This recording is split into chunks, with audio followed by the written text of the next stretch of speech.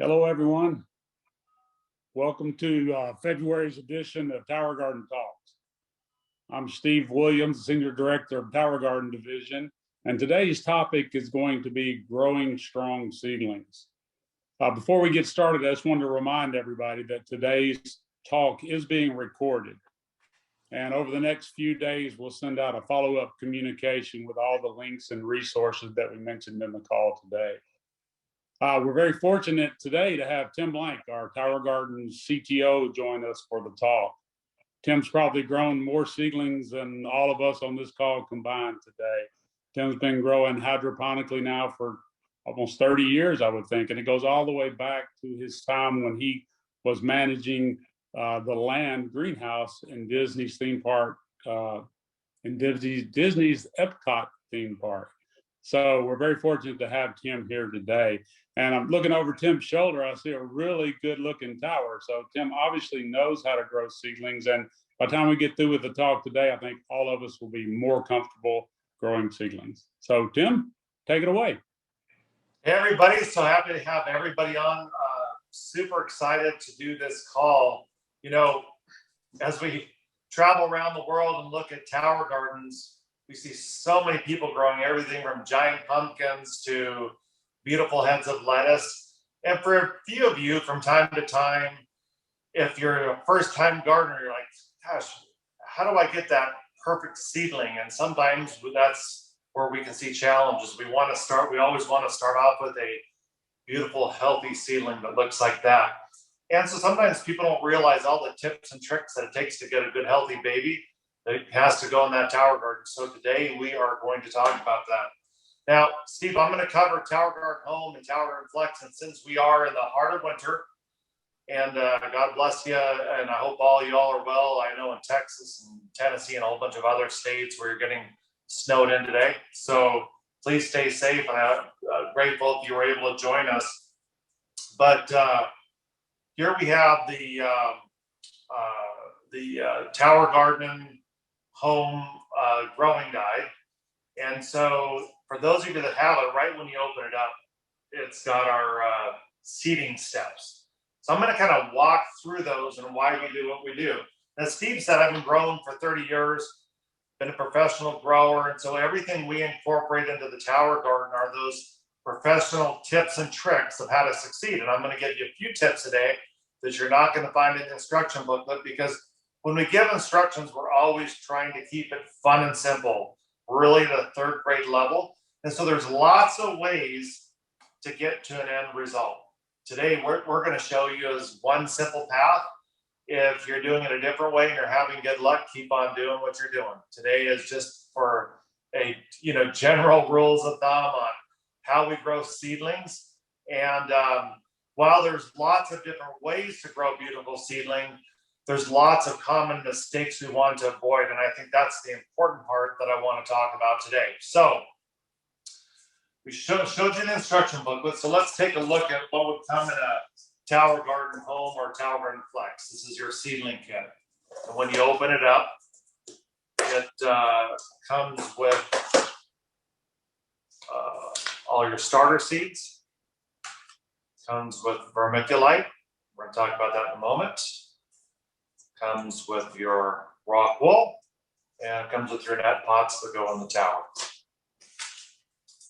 So to start off with, by the way, what we do is when we send our seed packets, we have lots of leafy greens and herbs and lettuces and things like that. And we include those as your basic starter kit because they're fun and simple to grow, and they give you results real quick. In other words, you transplant kale, I can be snipping baby kale off my tower within a week of transplanting it. I don't have to wait weeks and weeks like I would on tomato, pepper, something like that.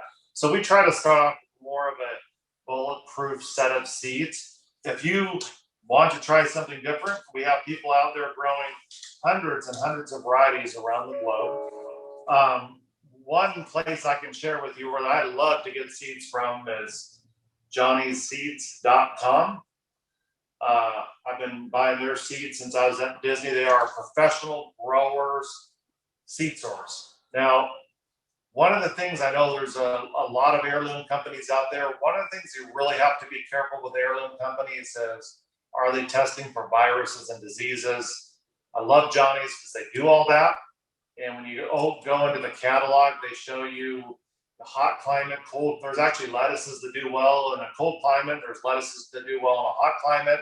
So they actually give you a lot of good advice, and they have a lot of modern varieties that were bred for modern diseases. For example, I hear people all the time say, I love heirloom tomatoes. And well, they have modern versions of heirloom tomatoes that are more resistant to modern pathogens. And so some of the reasons that heirloom plants don't do that well in places like Florida, where I'm at right now, is because there's a lot of tomato blights that hit those older types of varieties. So Johnny's has, like, let's say, for example, if you've grown cucumbers, Steve, you and I have done it, you use an heirloom variety or common variety that you bought at Home Depot or Walmart, probably going to get powdery mildew all over it. So these guys sell a cucumber that's resistant to powdery mildew. So pretty cool, great seed source there.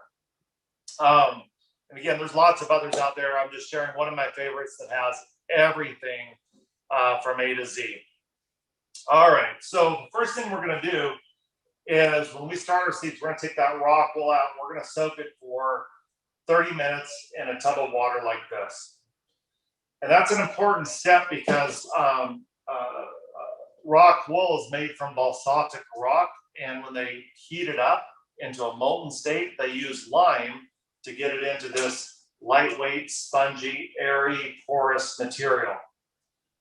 And what we want to do is, when we soak it for 30 minutes, we're simply neutralizing that lime, and we're helping that seedling get a better start when it grows into the tower. And I have people all the time that don't soak it, and you might, if you're not soaking it and you're having good luck, then just keep doing what you're doing. But definitely, this is a great way to kind of neutralize some of that lime and the rock wool. All right, so our second step, we are going to pick our seeds and all those varieties that I just talked about there. We are going to take, say, like the, let's take a look here, like the lettuces and arugula and kale. I'm going to do the smaller seeds. I'm going to do 6 to 10 seeds per hole. Now, why don't we do one seed? Well, we've got right behind me, I've got on a 24-inch footprint, I've got a vertical condominium growing 32 plants. And each plant has a certain amount of space, and I want to get the most amount of food in the least amount of time. So I love to do 6 to 10 seeds. And some of the larger seeds, like chard, we're going to do maybe 4 to 6. Depending on germination. If it's someone who has bad variety that has bad germination, you might do more spinach than another one, 4 to 6. And that's going to give us a lot of leaves in a short amount of time. Now, I've seen people do 20, 30, 40 seeds. And while the first harvest will be great when you have that many plants that close together inside a little rock wool hole, those stems could get stem rot because they're all kind of crowded together too close. So we kind of want to stick with that suggested number in the catalog. All right, what's our next step here? So we've soaked our rock wool. We've placed the seed in the hole. Now we suggest covering it with vermiculite. This is a silica-based natural mineral that comes from the earth. They expand it. This is horticultural grade. It's not commercial insulation. 2 different products. Safe horticultural grade. You'll find this in every potting mix. If you go to Publix or you go to Home Depot and you buy a house plant, this is mixed in with that peatite. And it's very porous. It adds good aeration, but it keeps moisture. So what happens is, when we take a little bit of vermiculite and just gently cover the seed, doesn't take much, it helps keep that seed moist and it helps it sprout quicker. And what's really cool is the larger seeds like chard or cucumber or squash, when you place those in here without vermiculite, when they sprout, they'll actually pop out of the hole. And then you'll get this plant that keeps tipping over. So that vermiculite, and in fact, those larger seeds, I'll do a little bit more vermiculite just to make sure it's locked into that hole, because I don't want that seed jumping out of the hole. So vermiculite keeps it moist and definitely holds the large seeds in the hole. All right, our next step. What I'm going to do is, let me take this stuff out here. Now, let's say we have a seedling tray. Let's say I've got all my seeds seeded and I've covered them with vermiculite. And again, I haven't actually done it, but we just walk through those steps. And now the instructions, it says don't close the lid. Now I'm gonna show you a situation where I do close the lid, and that's generally indoors. One of the reasons we say don't close the lid is because when people do this outdoors, they can actually burn their little seedlings. And so one of the tricks indoors is if you close this lid and you just wait for everything to sprout, you will actually force, and you don't even have to close it tight, guys. Just, in fact, I don't like it tight. I like a little bit of air exchange, so just let it gently set like that. And that's going to hold, it's going to create like kind of a greenhouse effect. It's going to get hot and muggy, and those seeds are going to germinate super quickly. Now, one step I missed here, I'm just looking. After we plant those seeds and we cover them with vermiculite, we are going to take a little cup of water, your little nutrient cup. You can use that for water. And you're just going to gently pour a little bit of water over each hole, because even though the rock wall was wet, we want that vermiculite to be wet. So we're going to make sure each one of those are covered with water, and then we'll close that lid. Now, we want to, this is probably what I'm going to talk about next, is one of the biggest mistakes I see. And people will go just leave it on a countertop. And instead of sprouting strong, healthy plants like you see right here, they start sprouting sprouts, plants that are starved for light. And these stems they're long and spindly, and they shoot straight up. And they create super weak stems. And we've seen that. So that's probably, Steve, the number one challenge I see in tower gardening is people starting their seeds under poor light, and their plants are stretched, and they get into the tower. They don't understand why they're leggy, or the stem's rotting, or it's bent over. And that's because they started them under low light. So most of your vegetable crops and lettuces and herbs are higher light type of plants.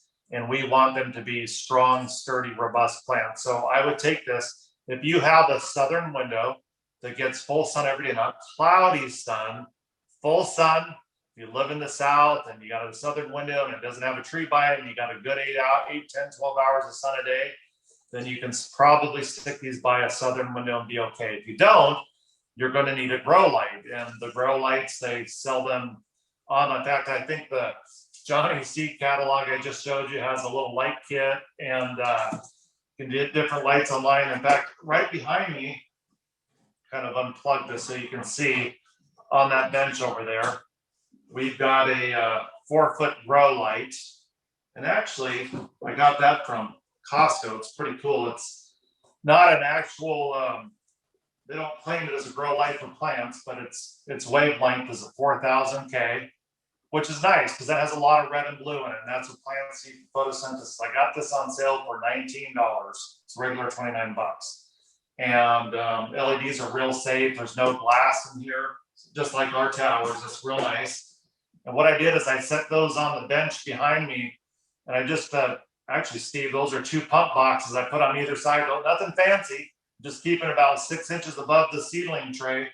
And so what would happen is, on that bench, I just put that light right over like that, about 6 inches. I want that light nice and close. I want those seedlings to come out. Like, you take a look at this lettuce here, you can tell that's some bib lettuce. You can tell I was growing it under a nice high light. It's not all stretched.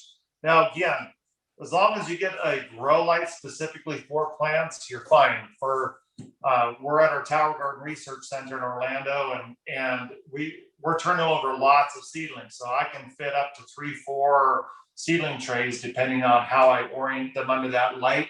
So you can get large lights, small lights, but just definitely if you're growing indoors, a Tower Garden home, you want to start your seedlings in some good light. Hey, Tim, that long bar you were showing there, that's genius and pretty simple too. But you're talking about growing a lot of seedlings, something that we tend to do. I learned the hard way as I grew all my seedlings at one time. If you have that space, you can spread out your seedlings, grow 4 or 5 in one seed starter kit, wait a week or so, grow 4 or 5 in the next one. And that way you've got a constant flow of plants for your tower. You're not always harvesting, always planting, always harvesting, always planting. So I like that idea, being able to spread it out and plant more at different times in the cycle. Great. Yeah, I love that. And, you know, and Steve, I found, you know, again, this is a 4000K, and it's not the, you know, there's some different, more unique spectrums, but since 4000K has a lot of blue and a lot of red, it works great. I don't even use a timer. I just plug it in. I think it's, forget if it's how many watts here. This is 42 watts total. I just plug it in, let it run 24/7. And what's really cool is, while LEDs aren't hot, they still give off some warmth, especially, you know, one this bright. So when you put this over that seedling tray, you're going to get a lot of moisture in there, and my seeds will sprout in 24, 48 hours, most varieties. So works real good. But again, you can find these little grow light kits at Johnny's or Amazon. I'm just showing you some, you know, some simple options that I've come up with. Now let's see, what's the next one? So we're talking about the importance of light. Heat is also important. Now, there's a lot of you that live in winter climates, and one of the things that we learned, you know, we're kind of, for those of us living in the South, we're spoiled. It's always warm. For those of you that are living where there's winter right now, you may be conserving energy. Your house may be you might set it to 55 degrees at night, or you might be growing your tower garden in a room that isn't very hot. Well, your tower garden is not going to grow that fast when it's cold indoors. And especially your seedlings are going to struggle sprouting. So let's say, for example, I had a friend up in North Dakota who couldn't understand. It took him 4 weeks just to sprout lettuce. And he had them down in his basement where it's a constant 55 degrees. So one of the other things that Johnny's sells, I believe they still do, is a seed starter kit where you've got a light up above, your tray in the middle, and underneath they got a heating pad. And so you turn that on, and that'll creates a microclimate of warmth. And when you close that lid, again, specifically during the sprouting process, we're going to get that protein coat on the seeds to crack quick and sprout. And then once they've all sprouted, you open the lid and just let them grow up. You do not want to keep that lid shut. The plants are going to rot out and get diseases. As soon as they sprout, get that open right away. Now, let me be very specific. When I say heating pad, I don't mean the heating pad that you have at home that you can put on your arm. That's going to bake your seedlings. These are just little low wattage heat mats. Just add just enough heat to keep maybe that seed tray at about 70 degrees at a better sprouting temperature. So if your house is cold and you've had struggle germinating seedlings, it's probably the low temperature. So make sure that those are in a nice warm place, or you've got one of those heating. And we're talking about stuff that's kits that are $30, $40, $50, super cheap products out there that are available on the market today. Now, here's another one that comes up a lot is fertilizer. Every seed inside it has everything it needs to grow and get started in life. Now, rock wool doesn't really have anything. It's inert. It just has plenty of space for air, roots, and water. And so the science of hydroponics is adding those nutrients. Well, the algae loves to grow on nitrogen and phosphorus and potassium and all the other things the plants need to grow healthy. So it's very important that we don't start off fertilizing the heck out of this. In fact, these seedlings that I grew, I seeded them about 2 weeks ago. They've only been fertilized once. And I actually starved my seedlings, because I'll just, you know, I always want to keep about 1/4 of an inch of water in your seed tray. Just, you don't want to drown your roots, but enough to, so, you know, every night, checking before I go to bed, I just make sure I got about 1/4 inch of water in there. And then as it drops down, I don't want them to run out. I don't want these cubes to dry out. That's super important. All right, so one more thing on that fertilizer. So what I do is I will wait maybe about 10 days in. And about 10 days in, I'll just give them a shot of fertilizer. I do not put the fertilizer over the top. I'll just pour that fertilizer water, full strength. So that would be 20 mils of A, 20 mils of B per gallon of water. and I put it at the bottom of the seedling tray, again, about 1/4 of an inch. And that gives the plants a nice nutrient boost. But because I'm only doing it once or twice before these get transplanted, I'm not getting them covered in a bunch of green algae. Now, does green algae hurt anything? Not really. It's not going to hurt the plant. However, little flies and things love algae. And so to avoid, I don't want to do that. Like if you're bringing vegetables home from the grocery store, like onions and things like that, they come in with those little black fruit flies and they'll find your tower. They just love hanging around that algae. So I prefer not to have that. I just like seedlings that don't have a lot of algae. But again, if your seedling has a lot of algae, it's still going to grow and you can still pop in the tower just fine. All right. So at about 1 to 3 weeks, what I'm going to do, this is super important too, guys, because when do I transplant my seedling? A lot of times I see people take seedlings that were just sprouted and putting them and they drop those into their tower garden. And they're going from an environment that is very gentle and calm to a system that's called high flow aeroponics, meaning that when that tower turns on, it has both a high flowing water and a mist involved. And so those plants get beaten up a little bit when they first get in there. So I like them to be, I like some roots coming out of the base, and I like them to be a good 1.5 to 2 inches tall, nice and stocky. That's arugula, that's kale, perfect seedlings. Here's lettuce. I don't want to do something that's just sprouted. I want it to get a little bit bigger when I put them in there. My baby greens up top in the tower garden, I put in a little bit smaller, maybe about 1 inch or so, because on those we're going to be cutting off baby greens or small herbs or petite herbs is what we're growing up in the penthouse suite, and we're going to be cutting off those frequently because each one of those plants only has about 3 inches to grow. Now let's see. I think that's pretty much it for growing indoors with the Tower Garden home. I think for those of you that are like me right now in Orlando or Miami, or you're living in coastal Texas or southern coastal California, you're probably growing outdoors in Tower Garden Flex or Tower Garden Home. For people with small patios or balconies, they love the Tower Garden Home for that patio or balcony. And of course, they're not using grow lights outdoors. The grow lights are an indoor appliance, but if they have sun, they like that more petite Tower Garden Home to grow outdoors. But all the tips I gave you would work for Tower Garden Flex outdoors. But like I said, the one thing you got to be careful is if you're going to start your seedlings outdoors, and I know there's probably 500 of you on this call that you are growing in the Flex or Home outdoors, what we don't want to do is close that tray.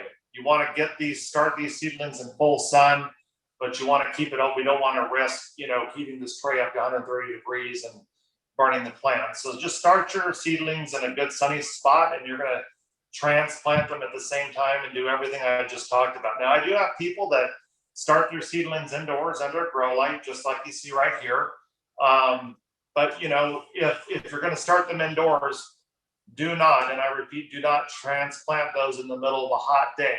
You're going to transplant those in the morning or at night so they can kind of adjust to the sun as it builds up during the day. We don't want to go straight from it because those LED lights are not like full sun and the leaves aren't toughened up enough yet. And again, the most important thing is I've seen people start under, a thick oak tree, like here in Florida or Tennessee. Our backyards are full of trees, and it can be sometimes trying to find a sunny spot can be difficult. And so, I've seen people that start under an oak tree and, their tails out to here and they're all stretched, and those just aren't going to have great success when you transplant them. So, Steve, do you have anything else that you can think of here?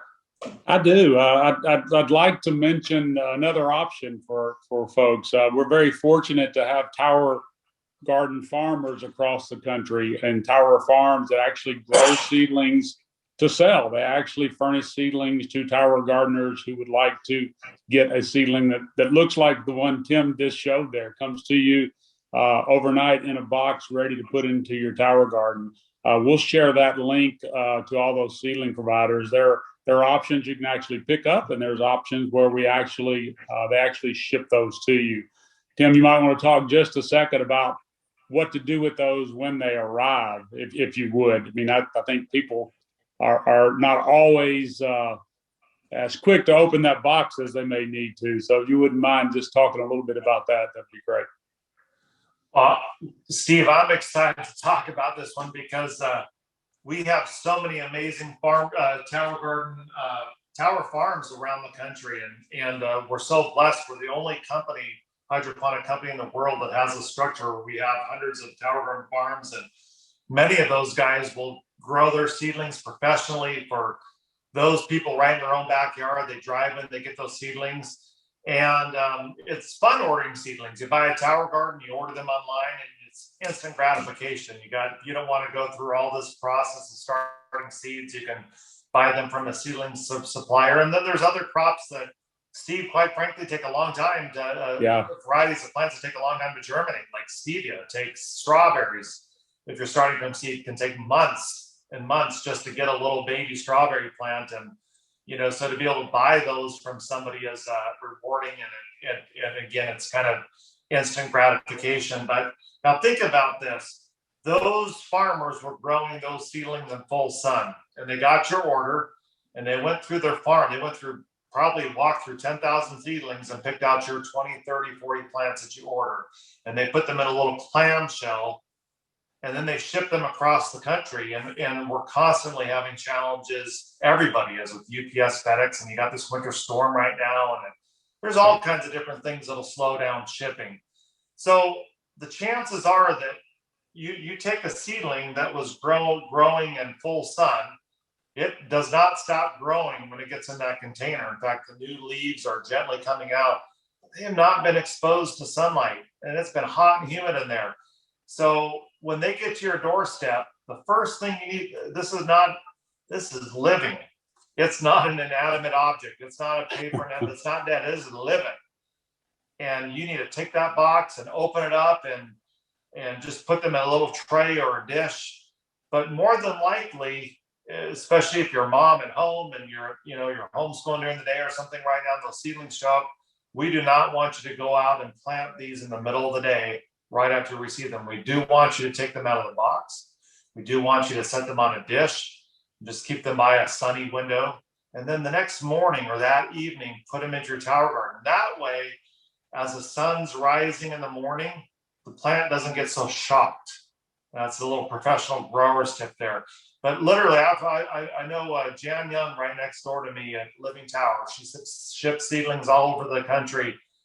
And, she shared stories with me where someone, kept it. They might have got their seedlings on Tuesday or Wednesday. They didn't realize. They said, well, I'm just going to keep it in the box there because I don't have time to transplant till Saturday. That is not going to be good for the seedling, right? So we definitely want to be sure that we get these out of that box right away. And again, especially if they've been in transit. So I do know, and you got to have a little bit of compassion for these farmers. They are not in control of FedEx, UPS. And I would say, 1%, 2%, 3% off. Someone, tell me, gosh, I had a lettuce die. I'm so frustrated with that seedling provider.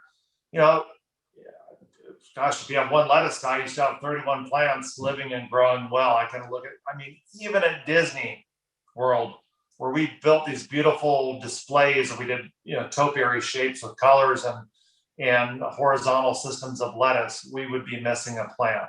From time to time, you're going to lose a plant, and that's okay. Whether I lose plants, I probably don't lose as many plants as a beginner, but from time to time, just the seed fails, the plant fails, and especially if you're shipping across the country, you got to expect now. Yeah, I was going to say that's a really good point. You are a degreed horticulturalist. You are a degreed horticulturalist, Tim, and everybody thinks, well, it's definitely easy for Tim to do that. Well, guys, I'm not a degreed horticulturalist for sure, and I had some challenges when I first started growing in my tower about 10 years ago. I had plants that I thought weren't going to germinate, and they finally did germinate. I didn't know where to put them. I had the leggy, stretchy stuff that Tim talked about, but that's just part of it. And I worked my way through that. Now, I bet I can grow seedlings almost as good as Tim. So I've got seedlings growing in my garage at the moment. I think it's about 19 degrees outside here in Memphis. I have a little light set up like he was talking about from Johnny's Seeds with a mat underneath it. And I'm growing in a Tower Garden flex in my garage right now. So don't get discouraged. It's going to happen. You're going to lose a plant. That's the beauty of the Tower Garden. Just pull that one out, get another one started, and pop it in. So it's not rocket science. It's easy. I know it's a little intimidating when you get started, but just hang in there. It's going to be fine. Well, Steve, the other thing I've noticed is that on my towers, my ones that get, unlike a lot of other growing systems, we can grow in the Tower Garden for a long time. So a lot of my juicing plants, my kale and my chard and all that, I'll go. So my last tower went for 12 months, and I had plants I pulled out. And I can assure you, when the towers get to be that age, they will. If you have a vacant space in the vertical condominium, the plants just move in and take over that space and grow. So, no big deal at all. Yeah, we're running close on time here, Tim, but that's a really good point. I like to grow things that I can cut and they come back. So I'm not constantly growing seedlings. There's a lot of lettuce mixes that I grow and the kales and the chards. You keep cutting, they keep coming back. So that's something, it's a really good point. Also, stay tuned we'll send some notification out about March, the call in March or the training in March. We'll get that out to you as soon as we can. Hopefully we can send that out with you when we send out the resources and the recorded version. So thanks everybody for joining us today. Stay safe, be healthy, and get started on that tower.